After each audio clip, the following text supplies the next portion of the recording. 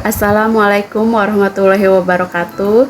Izinkan saya menjawab tugas 3 perkembangan anak usia dini. Pada tugas 2 saya menyampaikan tentang perkembangan anak autisme. Autisme bisa menjadi 3, ada yang berat, sedang, dan ringan.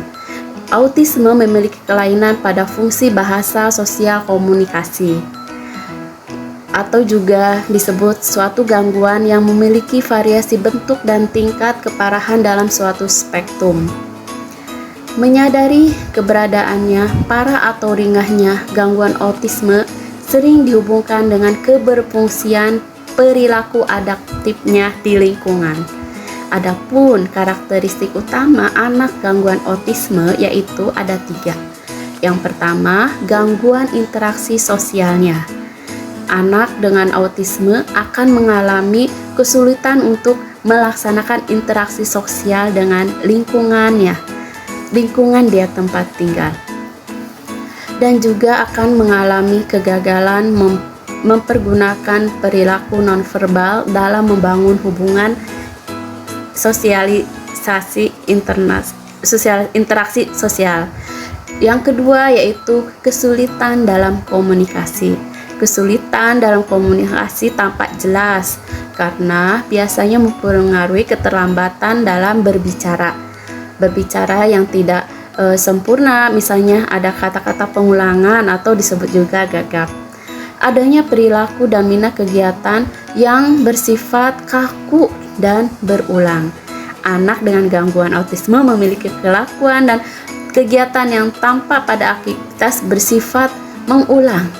Ciri-ciri perkembangan anak autisme yaitu perkembangannya menjadi terlambat secara motorik kasar, motorik halus maupun keterlambatan, bahasa yang kurang sempurna, dan juga misalnya anak di usia 4 tahun sudah harus aktif, dia berlari, terampil, melompat, dan memanjat, sedangkan si anak dengan gangguan autisme pasti akan mengalami keterlambatan.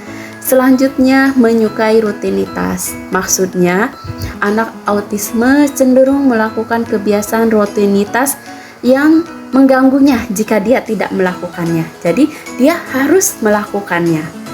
Dan juga dia tidak bisa dilarang, karena dilarang dia akan merasa marah. Selanjutnya, yaitu permasalahan sensoris.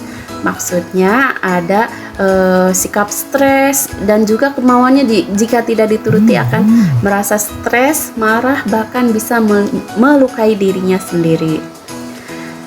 Adapun selanjutnya yaitu anak-anak dengan autisme, dia akan lebih sering berminat kepada air. Misalnya dia akan mendatangi lokasi air atau misalnya di mana. Dan yang terakhir yaitu kecenderungan untuk malas untuk belajar. Jadi anak dengan autisme akan mengalami penurunan minat belajarnya. Anak akan merasa malas dan mungkin dia tidak suka untuk belajar. Baik, selanjutnya penanganannya. Anak autisme sebaiknya harus segera dikonsul ke dokter atau psikolog setempat. Jadi kita tahu penanganannya seperti apa dan bagaimana kita sebagai orang tua ataupun guru bisa melatih anak autisme tersebut menjadi lebih baik lagi dan bisa bermain bersama dengan teman-temannya yang lain sehingga perkembangannya pun bisa lebih baik dari sebelumnya. Demikian kurang lebihnya saya mohon maaf. Billahi taufiq wa hidayah. Wassalamualaikum warahmatullahi wabarakatuh.